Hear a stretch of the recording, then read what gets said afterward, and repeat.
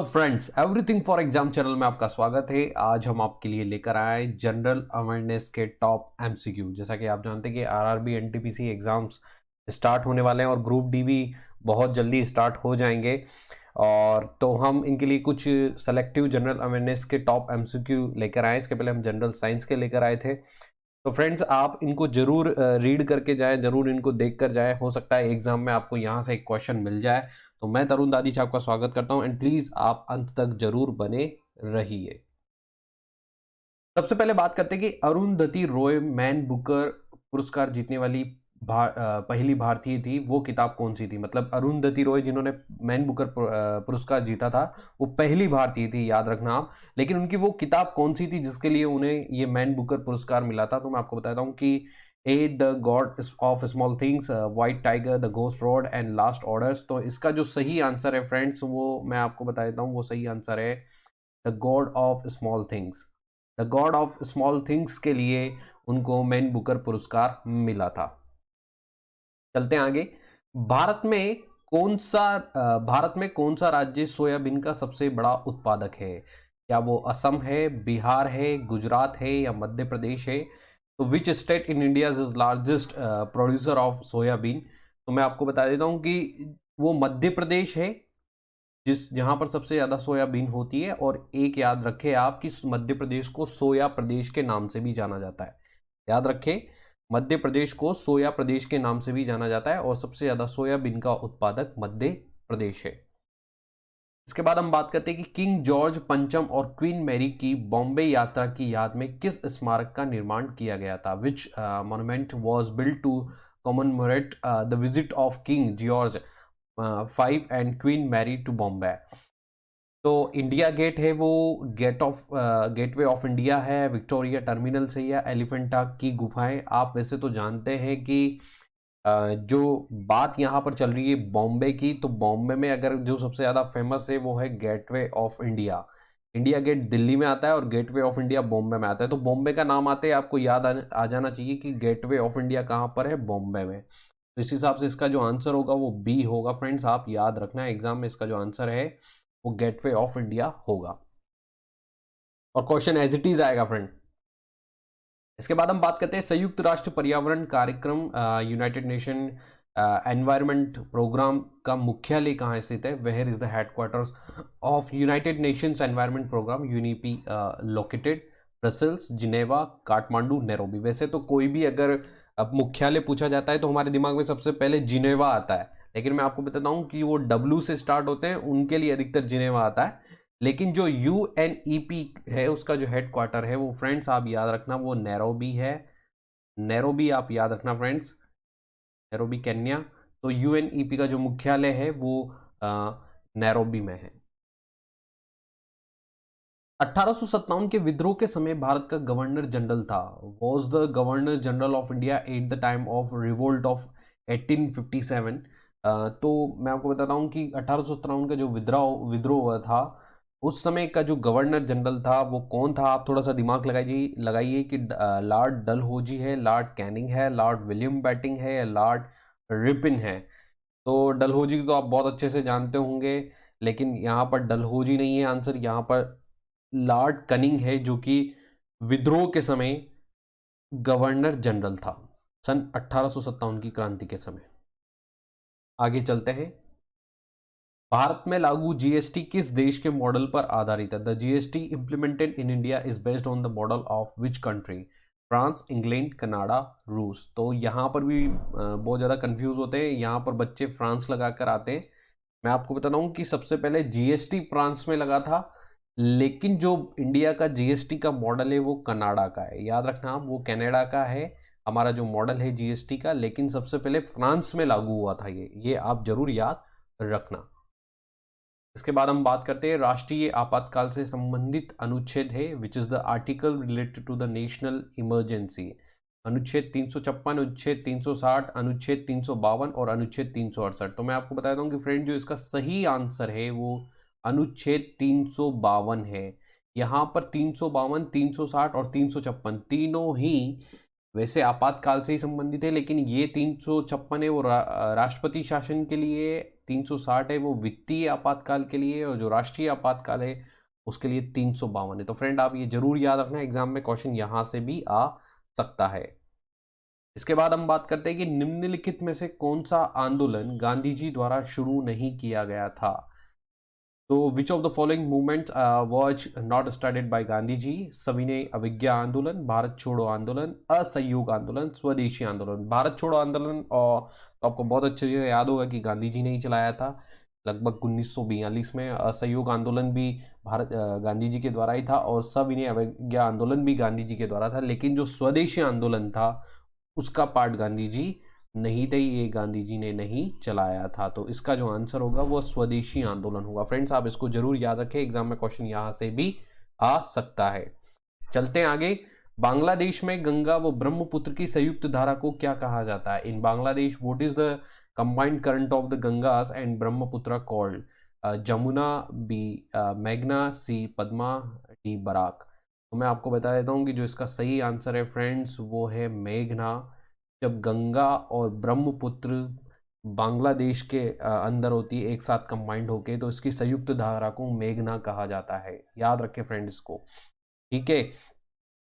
ये एग्जाम में क्वेश्चन आ सकता है फ्रेंड, इसको आप जरूर याद रखें, मेघना इसकी संयुक्त धारा को कहा जाता है बांग्लादेश के अंदर। दादा साहेब फाल्के पुरस्कार से सम्मानित होने वाले प्रथम व्यक्ति कौन थे? Who was the first person to be awarded the Dada Saheb Phalke award? मैं आपको बता देता हूँ कि इसका आंसर क्या है। ए पृथ्वीराज कपूर, बी लता मंगेशकर, सी सत्यजीत राय, देविका रानी। यहाँ पर लोगों के दिमाग में सत्यजीत राय आ जाता है, और जो बहुत ही थोड़े यंग जनरेशन में आ जाते हैं वो पृथ्वीराज कपूर को भी मुगले आजम की वजह से लगा देते हैं। लेकिन मैं आपको बता देता हूँ कि जो इसका सही आंसर है वो देविका रानी है। देविका रानी इसकी सही आंसर है, जिनको दादा साहेब फाल्के पुरस्कार से सम्मानित किया गया था। फ्रेंड आप इसको जरूर याद रखें, एग्जाम में क्वेश्चन यहां से आ सकता है। बात करते हैं कि भारत के राष्ट्रपति के रूप में कार्य करने के लिए न्यूनतम आयु कितने वर्ष होना चाहिए? How many years should be the minimum age to act as the president of India? 35, 40, 25, 30। तो मैं आपको बताता हूं कि जब भी राष्ट्रपति की बात की जाए, जो कि सर्वोच्च होते हैं हमारे, उनके लिए 35 एज होती है, इसका आंसर होगा। लेकिन अगर कभी प्रधानमंत्री की बात की जाए या जैसे लोकसभा की बात की जाए, तो मैं आपको बताता हूँ कि फ्रेंड इसके लिए जो एज होगी वो 25 होगी। और इसके अलावा राज्यसभा की अगर कभी बात की जाए तो उसके लिए जो एज होगी वो 30 होगी। ऐसे ही राज्य में होगा, विधानसभा के लिए 25, विधान परिषद के लिए 30 होगी। तो फ्रेंड आप इसको जरूर याद रखें, एग्जाम में क्वेश्चन यहां से भी आ सकता है। बात करते हैं कि एशिया की सबसे लंबी नदी का नाम बताइए। Name the longest river in Asia. Yenisei, Amazon, Nile, Yangtze. यहाँ पर फ्रेंड बड़े कंफ्यूज हो जाते हैं लोग नील को लेके, तो लेकिन मैं आपको बता देता हूँ कि जो सबसे लंबी नदी है वो एशिया की पूछी है, तो एशिया की यहाँ पर जो सही आंसर होगा फ्रेंड्स वो यांगत्जे। याद रखिए चाइना में के थ्रू बहती है, तो ये एशिया की सबसे लंबी नदी है। द्रविड़ मुनेत्र कड़म डीएमके की स्थापना किसने की थी? Who was the founder of Dravida Munnetra Kazhagam DMK, जिसको बोला जाता है? M Karunanidhi, M G Ramachandran, Jayalalithaa, C N Annadurai. वैसे फ्रेंड अगर यहाँ पर सबके दिमाग में चलता है तो करुणानिधि जो चश्मा लगा के रहते थे उनका यहाँ पर सबसे ज़्यादा दिमाग में आता है। लेकिन मैं आपको बता रहा हूँ कि जो इसका सही आंसर है वो डी है, सी एन अन्नादुराई, जिन्होंने डीएमके की स्थापना की थी। विश्व मानवाधिकार दिवस कब मनाया जाता है? World human rights day is observe on 8 अप्रैल, 11 दिसंबर, 10 दिसंबर, 9 अप्रैल। तो फ्रेंड इसका जो सही आंसर है वो 10 दिसंबर है। आप याद रखना, विश्व मानव अधिकार जो दिवस है वो 10 दिसंबर को मनाया जाता है। चलते हैं आगे। स्वेज नहर भूमध्य सागर को किस सागर से जोड़ती है? The Suez Canal connects the Mediterranean Sea which sea with which sea? Caspian सागर, लाल सागर, बाल्टिक सागर, उत्तरी सागर। तो मैं आपको बताता हूँ कि स्वेज नहर है वो भूमध्य सागर को लाल सागर से जोड़ती है। तो आप फ्रेंड इसको जरूर याद रखें, मध्य सागर को लाल सागर से जोड़ती है स्वेज नहर। कौन सी नदी कर्नाटक और तमिलनाडु में बहती है? Which river flows in Karnataka and Tamil Nadu? Krishna, Kaveri, Godavari, Periyar. वैसे आपको बता दूं कि कर्नाटक और तमिलनाडु में किसी नदी को लेकर अगर कंफ्यूजन चल रहा है या विवाद चल रहा है तो वो है कावेरी। तो इसका आंसर आप बहुत अच्छे से याद रखें, वो कावेरी है, जिस नदी के पानी को लेकर कर्नाटक और तमिलनाडु में बहुत ज्यादा विवाद रहता है। आगे चलते हैं, पीली क्रांति संबंधित है। The yellow revolution is related अंडा उत्पादन से, उर्वरक उत्पादन से, तिलहन उत्पादन से, आलू उत्पादन से। तो मैं फ्रेंड्स बता देता हूं कि इसका जो सही आंसर है वो तिलहन उत्पादन है, जिससे पीली क्रांति संबंधित है। याद रखें, तिलहन उत्पादन से संबंधित है पीली क्रांति। भारतीय नेपोलियन की उपाधि किसे दी गई? Who has been given the title of Indian Napoleon? Chandragupta Maurya, Samudragupta, Chandragupta प्रथम, हर्षवर्धन। वैसे आप जानते हैं कि नेपोलियन की जो उपाधि दी गई थी वो समुद्रगुप्त को दी गई थी, तो इसका जो सही आंसर होगा वो समुद्रगुप्त होगा। तो भारतीय नेपोलियन की उपाधि दी गई थी समुद्रगुप्त को। इसके बाद हम बात करते हैं फ्रेंड्स, दिल्ली का लाल किला और जामा मस्जिद के शासनकाल के दौरान वास्तुकला की बड़ी उपलब्धियां हैं। मतलब किसके शासनकाल में लाल किला और जामा मस्जिद बहुत अच्छी उपलब्धियां हैं वास्तुकला की? तो Delhi's Red Fort and Jama Masjid are major architectural achievements during the reign of Shahjahan, Akbar, Jahangir, Aurangzeb. तो कौन सा इसका आंसर सही होगा? तो मैं आपको बताता हूँ कि फ्रेंड्स वो शाहजहां है, जिनके शासनकाल में लाल किला और जामा मस्जिद, जो कि दिल्ली की दो खूबसूरत वास्तुकला से निर्मित उपलब्धियां हमको मिली थी। इसके बाद हम बात करते हैं कि कंचनजंगा पर्वत शिखर कहाँ स्थित है? Where is the Kanchenjunga mountain peak located? Sikkim, Manipur, Arunachal Pradesh, Assam. तो फ्रेंड्स एकमात्र इसका आप याद रखना वो है सिक्किम। सिक्किम में आती है कंचनजंगा पर्वत शिखा। तो इसका जो फ्रेंड्स आंसर होगा वो ए होगा। इसके बाद हम बात करते हैं कि पोलो की शुरुआत किस भारतीय राज्य में हुई थी? In which Indian state did the game of polo originate? मैं आपको बताता हूँ कि फ्रेंड्स इसमें थोड़ा सा कंफ्यूजन है। ऐसा कहते हैं कि जो पोलो का उद्गम है वो मणिपुर राज्य से हुआ था, लेकिन मैं आपको एक्चुअल बताता हूँ कि जो पोलो खेला गया था वो सर्वप्रथम राजस्थान में खेला गया था। जो एक खेला जाता है पोलो, वो राजस्थान के जयपुर में खेला गया था। और जो उद्गम, ऐसा कहते हैं कि इसका उद्गम मणिपुर में हुआ था। सेंट्रल राइस रिसर्च स्टेशन कहाँ स्थित है? Where is the central rice research station located? Chennai, Cuttack, Bengaluru, Kolkata. तो फ्रेंड्स इसका जो सही आंसर है वो है कटक, ओडिशा। फ्रेंड्स आप याद रखना है, जो हमारा सेंट्रल राइस रिसर्च स्टेशन है, जो चावल का शोधकरण जो स्टेशन है, केंद्र है, वो कटक में है। याद रखें फ्रेंड्स, इसको आपको जरूर एग्जाम में पूछा जा सकता है। बात करते हैं कि भारतीय अंतरिक्ष कार्यक्रम का जनक है। The father of Indian space programme is doctor APJ Abdul Kalam, doctor Vikram A Sarabhai, doctor K Kasturi Rangan, professor Satish Dhawan. तो जो फ्रेंड्स इसका सही आंसर है वो है डॉक्टर विक्रम साराभाई। लेकिन अगर कभी परमाणु के बारे में पूछा जाए तो वो जहांगीर भाभा याद आते हैं हमको, वहां पर हम कंफ्यूज हो जाते हैं। लेकिन अंतरिक्ष कार्यक्रम के बारे में पूछा जाए तो वो डॉक्टर विक्रम ए साराभाई है इसका सही आंसर। और मिसाइल मैन के रूप में जाना जाता है डॉक्टर एपीजे अब्दुल कलाम को। नीति आयोग का अध्यक्ष होता है? NITI Aayog is headed by प्रधानमंत्री, राष्ट्रपति, वित्त मंत्री, लोकसभा अध्यक्ष। यहाँ पर जरूर हम वित्त मंत्री, लोकसभा अध्यक्ष को लेकर थोड़ा कंफ्यूज हो जाते हैं, लेकिन जो नीति आयोग का जो हेड होता है वो प्रधानमंत्री होता है। और पहले ये योजना आयोग था जिसका नाम बदलकर नीति आयोग किया गया है, और इसका हेड होता है प्रधानमंत्री।